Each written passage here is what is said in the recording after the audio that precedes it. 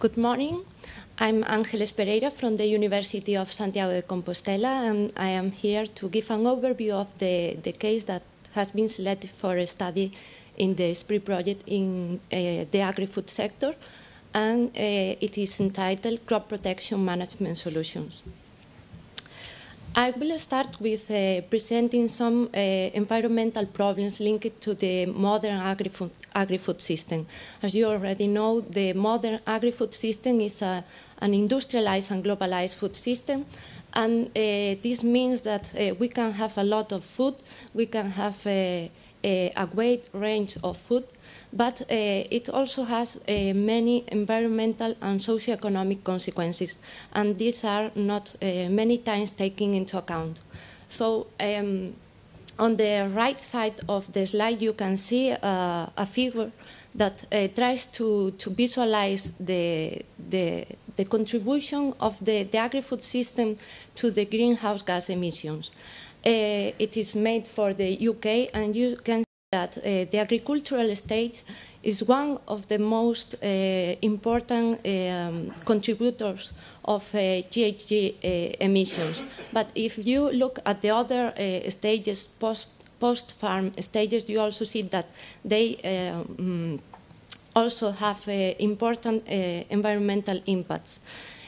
So this modern agri-food system also has socioeconomic consequences, and especially for small farmers who find it difficult to make a decent living from farming. So this it's driving to abandonment of rural areas. Okay.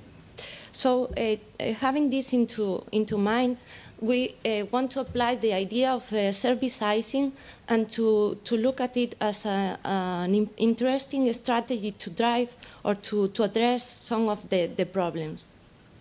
In the context of the SPRI project, our main objectives are to define the servicizing in the agri-food sector, so to adapt the definition to our specific characteristics, and then to measure the potential impacts of shifting to servicizing in terms of environmental and socioeconomic consequences. And finally, the third objective is to try to promote these servicizing models. So we look at the policies and how to promote these business models that potentially have some advantage in relation to business as usual. So if we take the definition of servicizing that has been presented here by Oksana Mont, we take the generic elements that we highlight, combination of products and services, selling the function of the product or increasing the service component of the offer, and try to adapt it to the agri-food sector. So building upon this definition and the examples of servicizing found in the literature regarding the agri-food sector, we try to create a specific conceptual framework or to adapt the conceptual framework for the agri-food sector. So the key elements of the servicizing business models in agri-food that have been identified are the product service, the combination of products and services to provide solutions, and to an enabling platform. This means that some examples of servicizing are in fact a way of sharing resources between the consumers or the business consumers. Other elements that are important in our case are the role of ICT, eco-innovation, social aspects, and public policy. All these elements help us to understand the role of servicizing in the agri-food sector. So here I present some examples found in the literature and based on desk research in the agri-food sector. For each one, we try to highlight the main component of the offer and therefore the main relationship with the definition of servicizing. So we have some examples where the main component is just to add some kind of service to a product. For instance, the advice on the use of pesticides for a more efficient use of them. And then we have the enabling platform. We are talking here about the cooperatives. Cooperatives are a common way of organizing production, processing, and marketing in the agri-food sector, but they sometimes also provide important services to their partners. In particular, we found some examples of collective management of resources, and there are also quite a lot of cooperatives sharing machinery. And finally, we have some other cases of servicizing that represent a more advanced case of servicizing, or they are based on more smart solutions.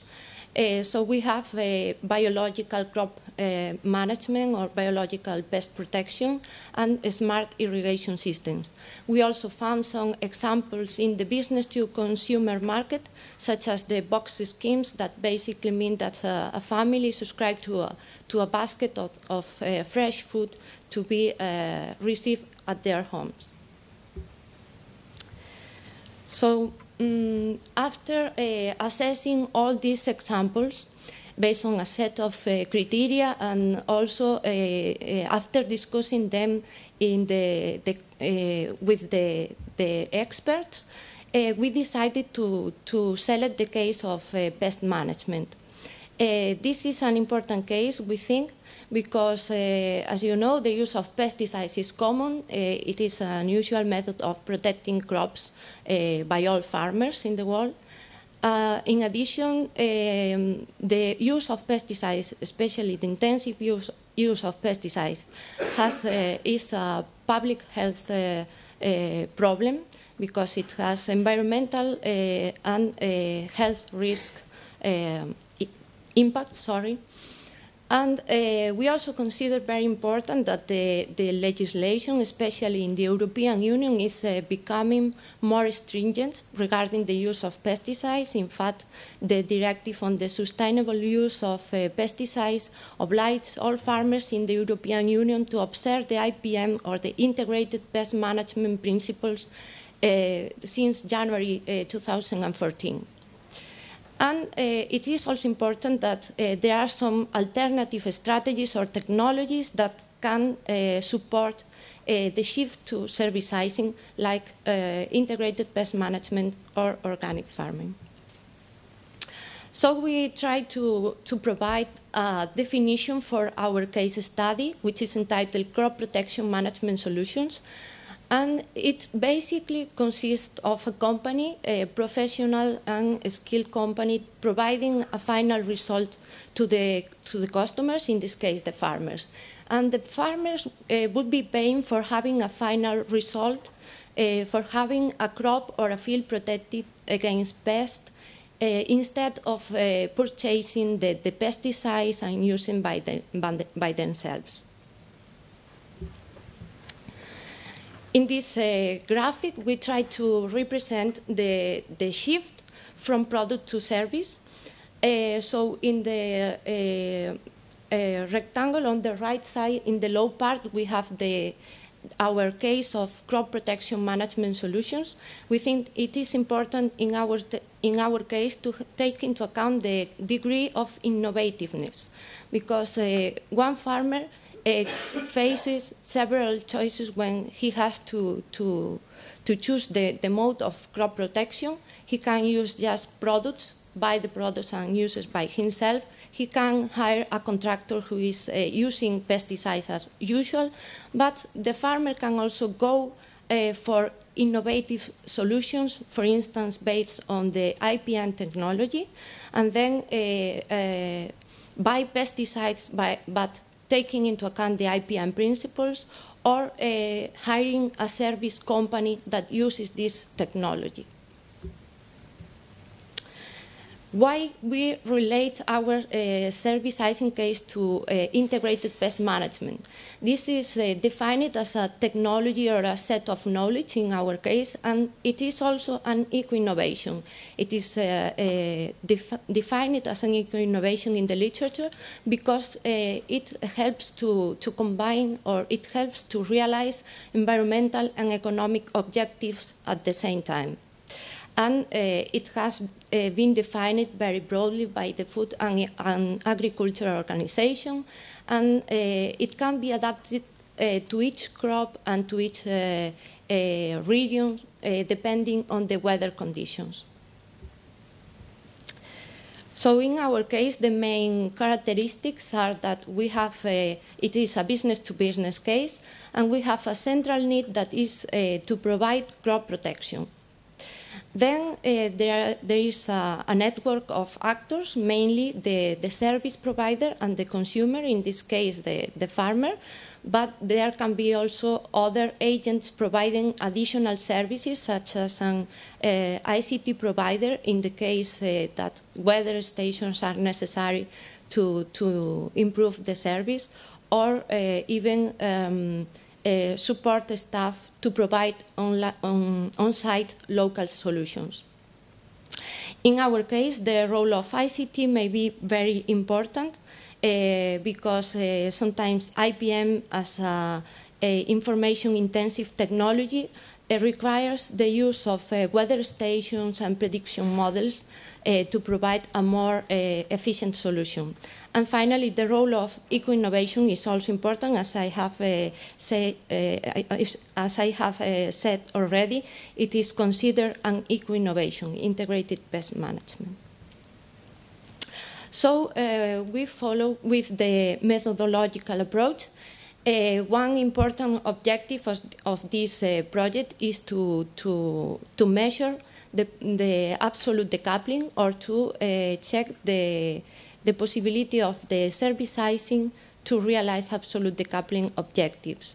So for our case study, we decide to choose the economic indicator given by the total farm revenue. And then we measure this economic indicator in relation to the use of pesticides and in relation to the environmental impact derived from the use of pesticides. Another important objective of the project is to measure the potential contribution of servicizing to social aspects. In the particular case of the agri-food sector, we focus on the farm level. So we have, regarding health and well-being impacts, we consider that the distribution of work, the use of time at the farm level, the working conditions and the health of the farmer, and the autonomy or decision-making of the farmer in his activities are important aspects to be taken into account. Also, in relation to economic and material well-being impacts, we think that the net income is a good indicator, a socio-economic indicator of the contribution of servicizing. And then if we look at the whole society, the servicizing may also affect some aspects. We think that the quality of the living environment can be improved. And also in terms of employment, the rural areas may be affected by the shift to servicizing. And finally, we would also like to look at the gender impacts. It is difficult to measure, but we will try to look if the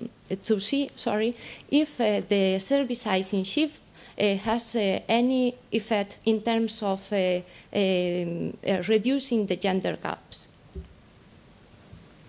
Sorry. So I will present here a brief overview of the case study. This case study is being focused in the wine growing in Galicia, in particular in the area of Rías Baixas. In this area, there are a lot of small farmers. In fact, they are more than 6,000, and each one manages less than 1 hectare, so the plots are very small. There are also a lot of wineries. Some of them are private wineries, but there is an important presence of cooperatives.